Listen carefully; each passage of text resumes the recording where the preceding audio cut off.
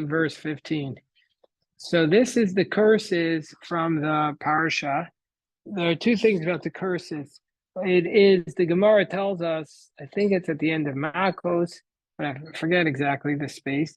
It says that you have to read the passage of the curses before the end of the year. So the curses will end with the year. So the year will end with all of its curses. So it's a custom to read this the two Shabbatot before Rosh Hashanah. So we always read this passage, the curses, two Shabbatot before Rosh Hashanah.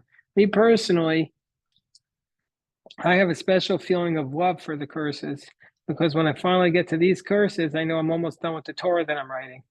So I feel very inspired. But it takes up a whole urea. It takes 4 columns, and it's, you're supposed to try and do it all in one sitting. So it's a little bit challenging. It can't be done, but by me certainly. So let's listen. And it's not pleasant reading, but the whole point is we're supposed to read it so that we can know how to prevent it. It's like doing a fire drill. Unfortunately, almost all of these curses have come true at a certain point in Jewish history. So some of them actually happened on October 7th.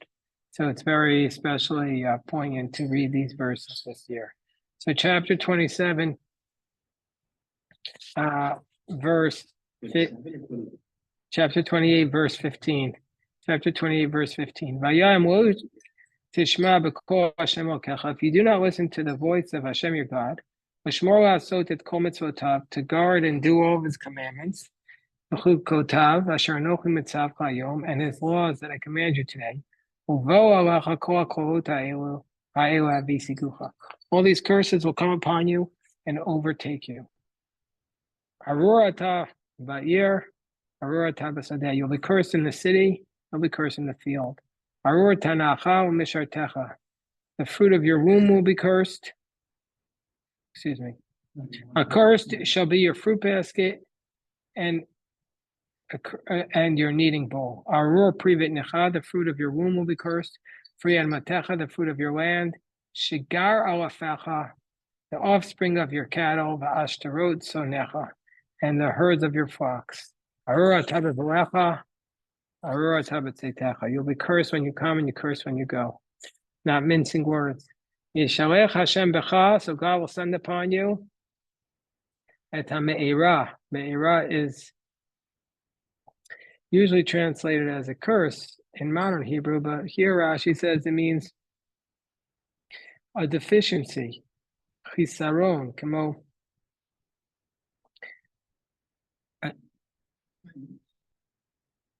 Okay, degenerative. Yishalech Hashem becha et ha-me'ira et ha-mehuma. What's mehuma? Is confusion. Shigush, confusion. Kol behalot, the sound of panic. I'll never forget one time when I was maybe I was a teenager.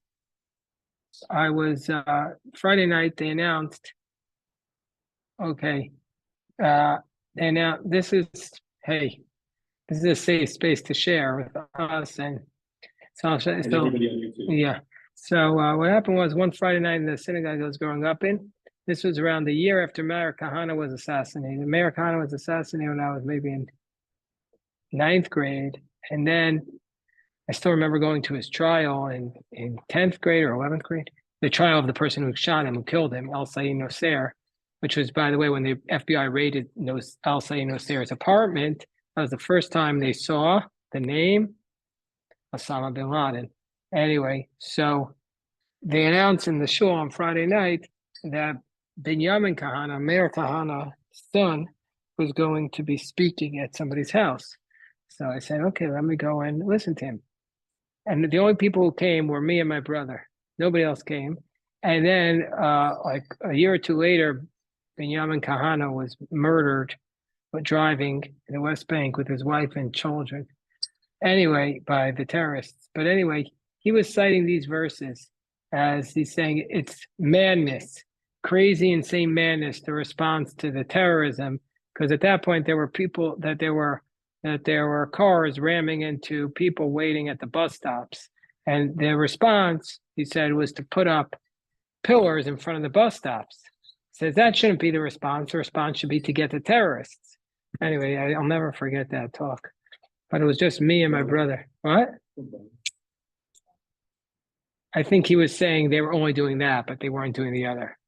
That was my sense. I'm not here to endorse his ideology. I'm just saying that the impact that I had on him, that he had on me then, was a young kid, and that was his talk. Anyway, Yishalach Hashem b'cha et ha'me'ira, et ha'mehuma, et ha'megeres.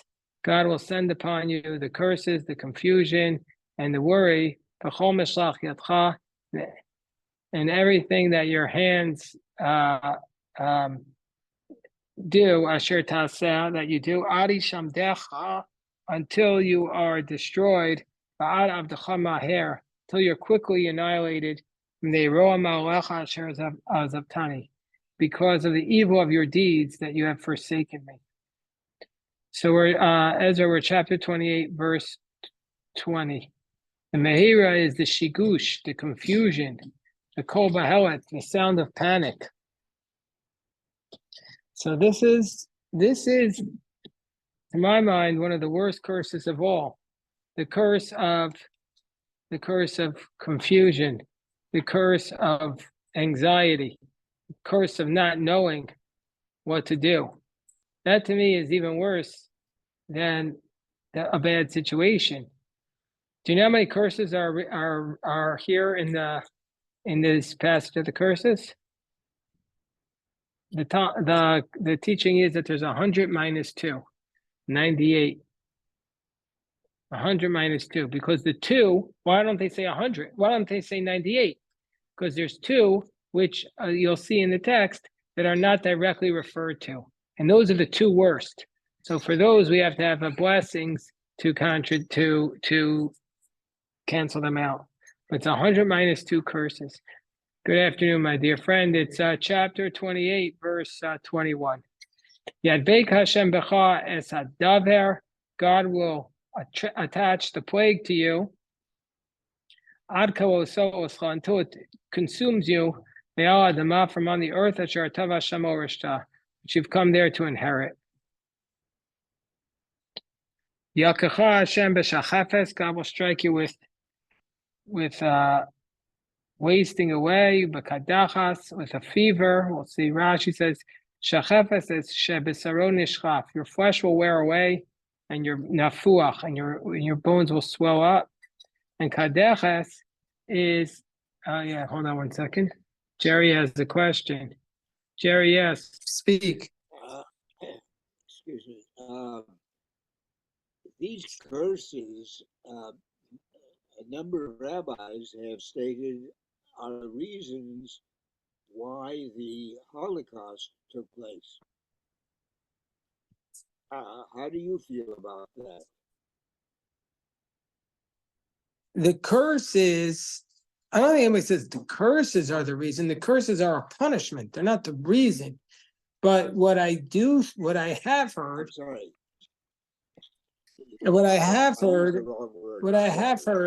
is that every single one of these curses came true during the Holocaust. So meaning we've lived through the curses. What the way they usually say is we've lived through the curses. Now it's time for the blessings. I mean, there's a story I've said a few times about the Kozenberger Rebbe. And did I tell you this story? So I'll say it again. The Rebbe, the Kozenberger Rebbe, he had 11 children and a wife who were killed in the Shoah, and became after the Jerry left, so I hope he got cut off. Okay, so I'm telling you the story that the Kozenberger Rebbe had 11 children and a wife, and they were killed in the Shoah. And then after the Shoah, he came for Shabbos to Brooklyn with his Hasidim. And the custom is to read these curses quickly and softly, so as not to prolong the curses. There's a lot of halachos like that. Like, for example, you're supposed to recite every word out loud before you read the Torah, except you have an exception. You don't have to recite these out loud because these are the curses. You don't want to verbalize them. But when they were reading that Shabbos, the Klosenberger, the Torah reader, the Balkore, was going quickly and softly, and the Klosenberger Rebbe said, "Stop, do it loudly." And the guy ignored the Rebbe. And he said, "Stop, loudly and slower." So afterwards, the Klosenberger Rebbe said, "All of these curses came true. Now it's time for the blessings to come true." But they're not saying that the sins of the Jews caused the Holocaust. Although, if you would adopt a very clear reading of Jewish theology, the Jewish theology is that we believe that there's a reward and punishment. And so therefore, if we do something right, we'll get rewarded. If we do something wrong, we'll get punished. And that's a very simplistic reading of the theology. And if you want to apply it to the Holocaust, I think that you're going to be applying an overly simplistic theology to one of the most the most difficult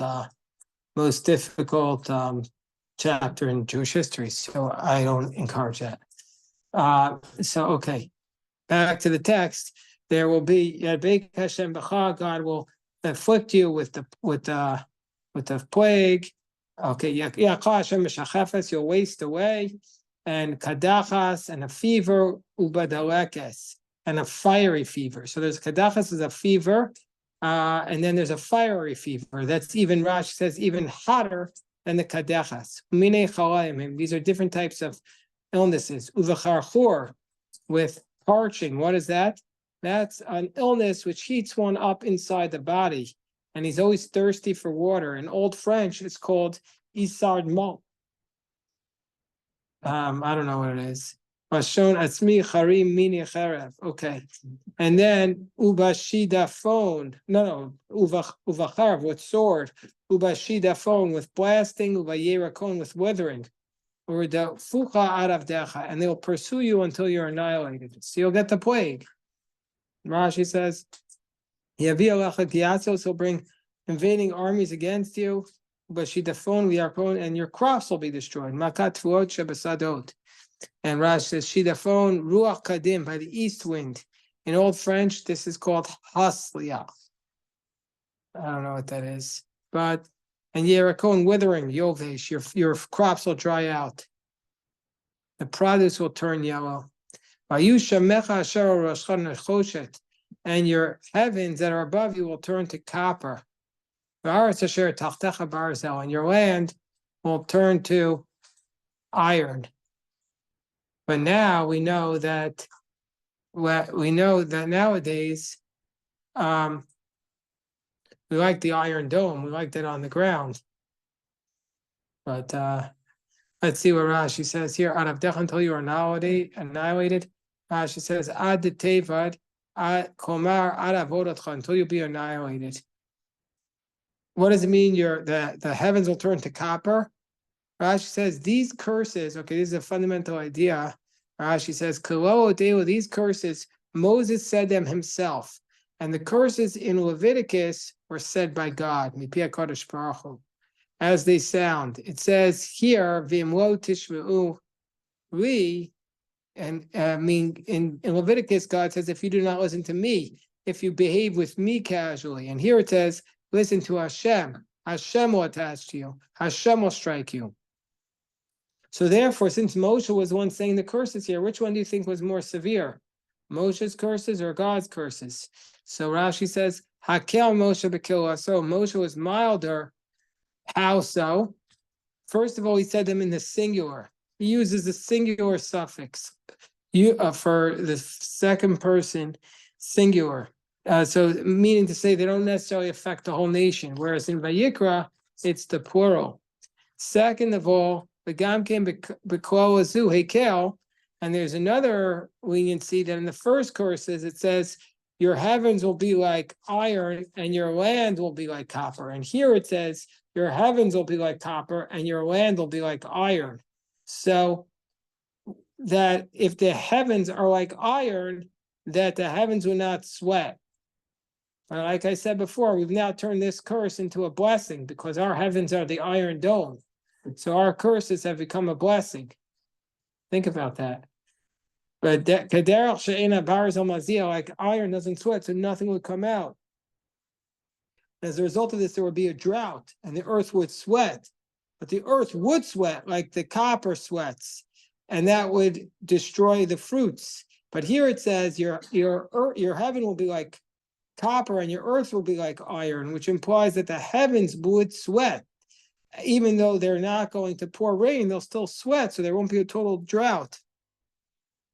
And the land will not sweat, just like iron doesn't sweat, so the fruit won't rot. Nevertheless, it's a curse because whether it's iron or copper, the earth will not yield fruits. Okay, so we see that these are two differences between the curse, or three differences so far we've seen between the curses in Leviticus and the curses here. What are the three differences? One is God said the earlier one, Moshe says this one. Number two is that Moshe was more lenient, and that's the example of that is that here it says the heavens will be like the copper and the earth will be like the iron, but it's the reverse in the earlier curses. These are also longer than the curses in Leviticus. You had a question? Okay, go on. So then it says, Yitena Hashem and Metaretzacha. God will give you the rain of your land. Instead of rain of your land, what are you going to get? Avak v'afar, dust and dirt. They will rain down upon you from heaven until you are destroyed. Meaning to say, instead of having rain, you're going to have dust and dirt. Zika de basar mitra. This is the wind which follows the rain. Matar yored. The rain falls. Volkol tzorcho. Not as much as it should. And it's not enough to water down the soil. And then the wind comes, raises the dust, lifts up, it covers up the sprouts of the seeds, which are moist from the water. It sticks to them and becomes mud and dries them up, and the sprouts rot. Okay, very bad. Verse 25, Yitencha Hashem nigaf lefnei ovecha. God will cause you to be struck down before your enemies. B'derech echad teitzei alav. They're going to come upon you in one direction. Ubeshivat rachim tanus upon you run away in 7 directions. Ma'isa leza'ava l'kol mamachot haaretz. You will be a trembling to all the nations of the world. What does that mean? Now, when the nations hear your name, they're going to tremble. Not in a good way, but they're going to be like, oh, terrible what happened to the Jewish people. Terrible. That's what they're going to say. That's what Golda Meir says, that whenever we're getting the sympathy of the world, that's no good. We'd rather get the condemnation. Mm-hmm. I told that to myself many times in the last 11 months. If we weren't getting condemned, we'd be getting sympathy. And I'd rather be condemned than get sympathy. If we're getting sympathy, it means we're dying. If we're getting condemned, it means we're winning. Mm-hmm. Hate to say it, but that's just take that. So, okay, we continue. We're up to chapter 28, verse 26. Hello, Rabbi Eliezer Yisrael. And your carcass will be food for every animal of the sky. Your carcasses will become food for every animal of the sky and for every animal of the earth. And nothing will frighten them. So here, there's an example, there's a few times in Torah, there's a word which is written one way and we read it the other way. It's written as aforim, but we read it as tichorim. Tichorim are hemorrhoids. You're going to be struck down with hemorrhoids. Uva garav, uva cheres. What are garav and cheres? We have to see what Rashi says. Asher lo tuchal yirapeh, will not be able to be healed. Rashi says the boils of Egypt was very severe, was moist on the outside and dry on the inside. And then Garav is an affliction of moist boils, and Chares is boils that are dry like earthenware. Yakacha Hashem b'shigaon u'v'ivaron u'timon levev. God will strike you down with madness and blindness and a confounding of the heart. That was the verse that Binyamin Kahana cited to me. God will strike you down with a madness and a blindness and a confounding of the heart. And we, you know what, we do have a lot of that. But I think it's pretty much spread around the world, so it's not unique to us. Timon levav, confounding of the heart. Otem alev, a clogging of the heart.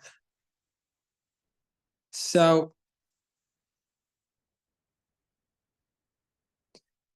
Vayita mimashesh b'tzarayim, and you will grope during the daytime. Kashesh yimashesh ha'iver ba'afilah. Oh yeah, Jerry, you had a question?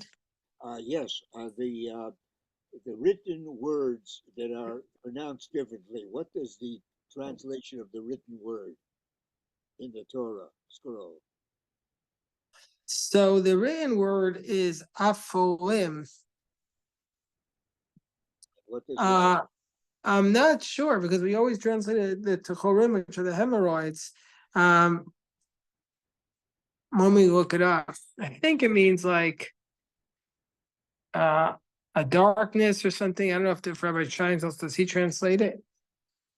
Let me look it up. The same word that the Philistines were afflicted with when they took the ark. The hemorrhoids, yeah, of course, yeah. But let's see.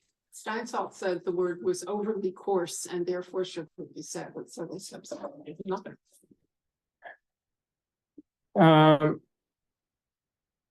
Yeah, I don't know. Rabbi Yosef is so very vrit. Rabbi Yosef, what does this word mean? You know, I don't want to put you on the spot, Rabbi Yosef. I'm sorry. No, it's not a word that we use. Not. What did the lady in your class say the definition was? No, there was Rabbi Shoshana here cited the Rabbi Steinsaltz's edition as saying that the word was overly coarse, so they substituted with a word that's less coarse, hemorrhoids. But there is that idea in the Rashi cites several places. There's something called Tikkun Sofrim that the sages made an emendation, or Moshe Rabbeinu did. So this is an example. What? The Ophel itself. Yeah, it's the same story. The same story appears in the book of Samuel. Right. Well, the same where when the Philistines stole the ark or captured it, they were struck down with this ailment. Yeah. Would you say the actual word Ophel, Ein Pei Lamed, is like a broken tower. That wouldn't make sense in this context. It's obviously some sort of physical affliction. Yeah. The English translations starting when the Bible was being translated into English, use hemorrhoids. That's the language they use, just for reference. Yeah, but they would. So if you read the what's the famous translation? King James version, it says hemorrhoids. Okay. More crude and less crude ways to say everything. I guess that's maybe why. Such the same. Maybe they're using the less crude terms, so that's what I guess the common British didn't care. The British. Okay, so all right. Used to them. In that context, maybe we'll stop here, and we'll remember where we're